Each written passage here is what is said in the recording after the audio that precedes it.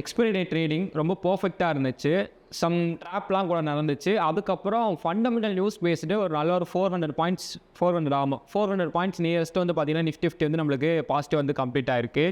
So நம்மளோட expectation நம்ம ஒரு நல்ல ஒரு டவுன் ட்ரெண்ட் போகும்னு பார்த்தேன். ஸோ ஆனால் ஒரு குரூஷியல் லெவல் சப்போர்ட் வந்து நம்மளுக்கு ஸ்ட்ராங்காக பிரேக் ஆகிறதுனால நம்மளுக்கு நல்ல ஒரு அப் ட்ரெண்ட் ட்ரேட் வந்து நான் மார்னிங் மிஸ் பண்ணேன். பட் டவுன் ட்ரெண்ட் எடுத்தேன். அடுத்த அப் ட்ரெண்ட் ட்ரேட் வந்து நான் மிஸ் பண்ணேன். பட் என்ட்ரி வந்து கொடுத்தாங்க. இன்னொரு ட்ரேடர் வந்து என்ட்ரி வந்து கொடுத்தாங்க. நெக்ஸ்ட் டவுன் ட்ரெண்ட் ட்ரேட் வந்து எடுத்தேன். அதுக்கு அடுத்து போன 400 பாயிண்ட்ஸ் அப் ட்ரெண்ட் ட்ரேட் வந்து நான் மிஸ் பண்ணிவிட்டு எனக்கு கன்ஃபர்மேஷன் கிடைக்கல.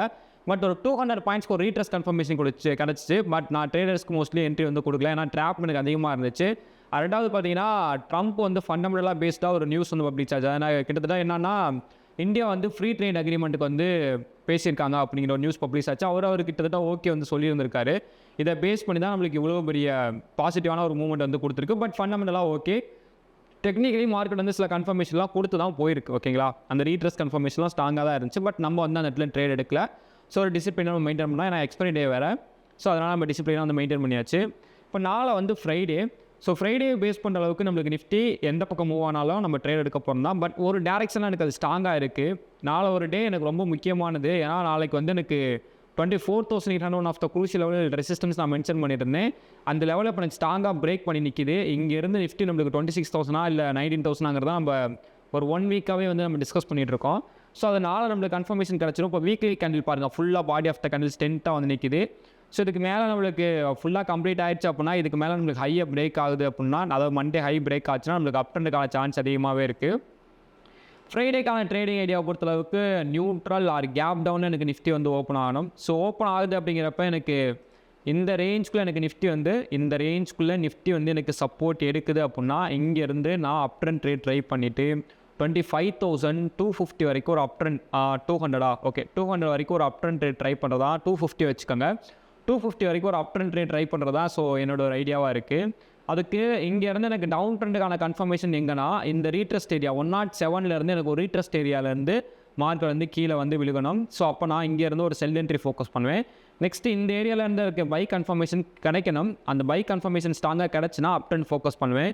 எல்லாம் அகைன் இந்த லெவல் வரைக்கும் நான் இந்த லெவலில் இருந்து அகைன் செல் வந்து இவ்வளோ தூரம் ஃபோக்கஸ் பண்ணிவிட்டு இந்த லெவல் வரையும் வந்து ரீச் பண்ணுறதுக்கான லெவல்ஸ் ஃபுல்லாக ஃபோக்கஸ் இருக்கும் டவுன் ட்ரெண்டுக்கு. ஓகேங்களா, அது இந்த ரேஞ்சில் நடந்துச்சுன்னா டவுன் ட்ரெண்ட். ஸோ ட்ரெண்டோட டேரக்ஷன் நல்லா தெரிஞ்சுக்காங்க. ஓகேங்களா, இல்லைனா நெக்ஸ்ட் எனக்கு நியூட்ரலாக ஓப்பன் ஆகிட்டு மார்க்கெட் சடனாக நல்லா பார்த்துக்கோங்க. சடனாக இந்த ரேஞ்சில் டக்குன்னு ரீட்ரஸ்ட் எடுத்துகிட்டு அப் ட்ரெண்ட் போச்சுன்னா, இங்கேயே ஒரு 5 மினிட்ஸ் கண்டில் எனக்கு ஒரு ரிவர்சல் கன்ஃபர்மேஷன் கொடுத்துச்சுன்னா, இங்கேருந்து 25,000 25,200 வரைக்குமே அப் ட்ரெண்ட் ட்ரேட் வந்து ஃபோக்கஸ் பண்ணிவிட்டு 200 நம்மளோட டார்கெட்டாக வந்து ஃபிக்ஸ் பண்ணுறோம். 200 பிரேக் பண்ணுது அப்படின்னா 25,472 வரைக்கும் போகிறதுக்கான சான்ஸ் இருக்குது. சரிங்களா, ஓகே. இன்ட்ராடே சார்ட் பாருங்களேன். ஸோ இதுதான் இன்ட்ராடே சார்ட். இங்கேருந்து இந்த ரேஞ்சுக்குள்ள சப்போர்ட் எடுத்துச்சுன்னா first 158 first target, next 200 second one target. So இதான் மேக்ஸிமம் நாளைக்கு எக்ஸ்பெக்ட் பண்ணுறேன். அதுக்கு மேலே மூவ் ஆச்சு அப்போனா நான் ஃபர்தராக அடுத்த லெவல்ஸ் எல்லாமே என்னோட யூடியூப் லைவில் வந்து நான் உங்களுக்கு ஷேர் பண்ணுறேன். அங்கே வந்து பாருங்கள். இந்த ரேஞ்ச் வந்துச்சுன்னா சூப்பர் கன்ஃபர்மேஷன். இங்கேருந்து அப் ட்ரெண்ட் கிளம்புச்சுன்னா ஒரு சூப்பர் கன்ஃபர்மேஷன். பட் சான்ஸ் கம்மி. எனக்கு அது இங்கேருந்து சப்போர்ட் எடுத்தாலே ஓகே தான். ஓகே, ஸோ இந்த லெவல் எனக்கு கன்ஃபர்மேஷன் கிடச்சி இதுக்குள்ளே ட்ரேட் எடுத்தாலே ஓகே தான். இங்கே எனக்கு பிரேக் ஆனால் மட்டும் தான் நான் டவுன் ட்ரெண்டுக்கு ஃபோக்கஸ் பண்ணுவேன். அந்த டவுன் ட்ரெண்ட் இது எனக்கு ரீட்ரஸ் பண்ணுமா அப்படிங்கிற கன்ஃபர்மேஷன் கிடச்சினா ஃபோக்கஸ் பண்ண மாட்டேன்.